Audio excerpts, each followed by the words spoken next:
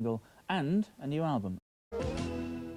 Hello again. Now, the story of our next guest isn't an unusual one in the pop world. Like many of her contemporaries, she went through the hell of drugs and drink before finally finding both love and success. It's a very good morning to Belinda Carlisle, back in England with a new single and a new album, and we shall hear the single very shortly. Belinda, hi. Welcome to the programme. Thank you. Do you enjoy England?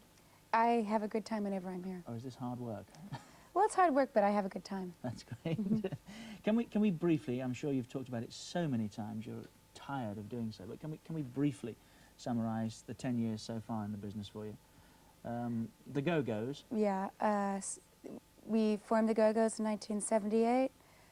We were very big and everywhere except for here, and broke up the band in 1984.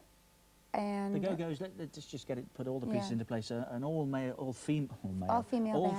band. Right, we wrote our own material and played it, and it was a Cinderella story. We started from nothing and didn't know how to play instruments and went to the top, really, and we were together for a long time, 6 years, and we broke up the band in 1984, and I came up with my first solo album in '85.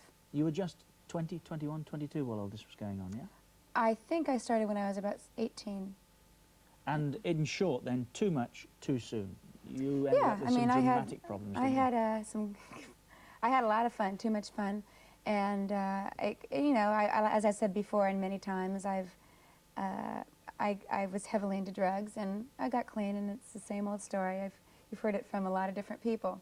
We have, but I think it's always worth hearing. It's always worth listening to the message about the getting clean. We have a strong children's audience, well, youngsters audience with us too at this time of the day. It's not glamour, is it, the world of drink and drugs? It's not.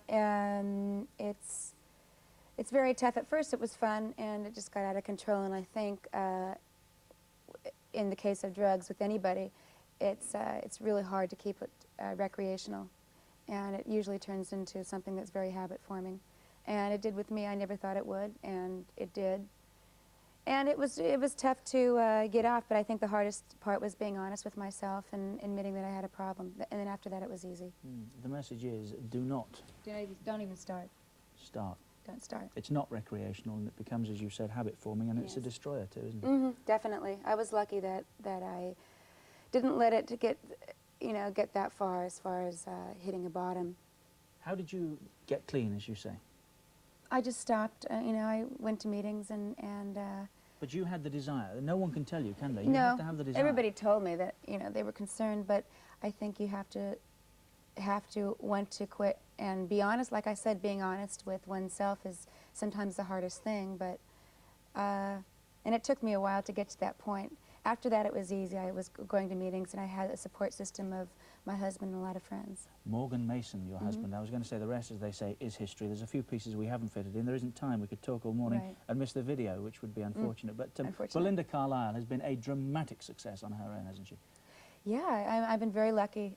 Usually when you come from a band like, or any band, a successful band, it's very hard to embark on a solo career and be successful at it, and I've been very lucky.